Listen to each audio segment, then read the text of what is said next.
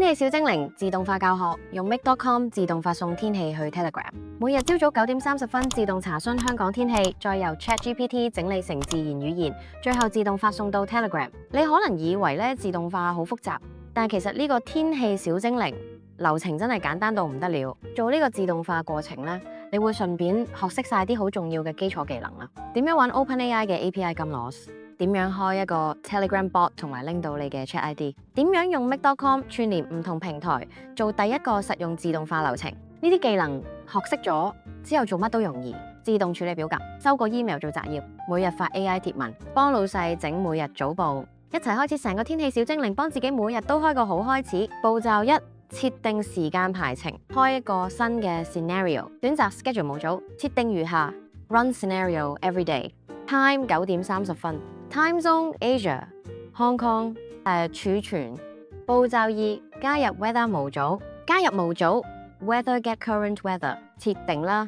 Days 選擇 Today Location Type Cities City 填寫 Hong Kong China 儲存設定。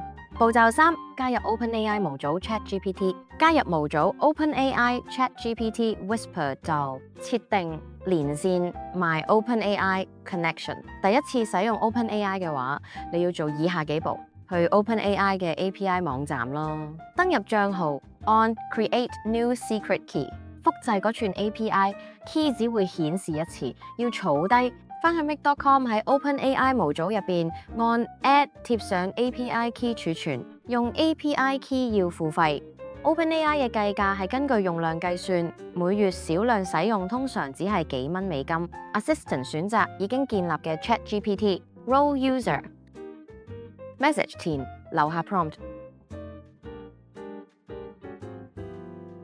步驟4：加入 Telegram 模組，加入模組 Telegram bot send a text message or reply。設定 Connection My Telegram bot connection， 建立 Telegram bot， 打開 Telegram， 揾你 bot father， 打 start 打 new bot， 設一個 bot 名天氣小精靈，再設一個 bot username， 例如 weather 101 bot bot， 要以 bot 結尾。bot father 會回覆一條 bot token， 記得 copy 落嚟，等等喺 Make.com 用。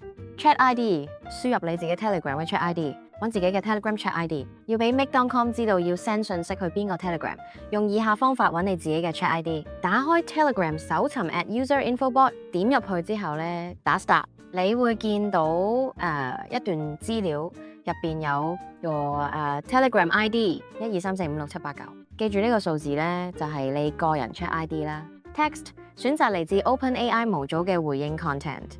最後嘅步驟測試開啟自動化，按咗下方工具列 Run Once 測試流程，確保你 Telegram 有收到信息啦。無誤之後，打開左下角 Scheduling， 開啟自動運行。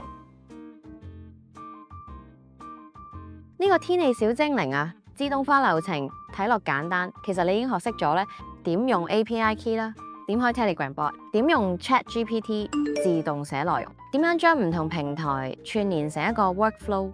呢啲就係你邁向自動化人生嘅第一步。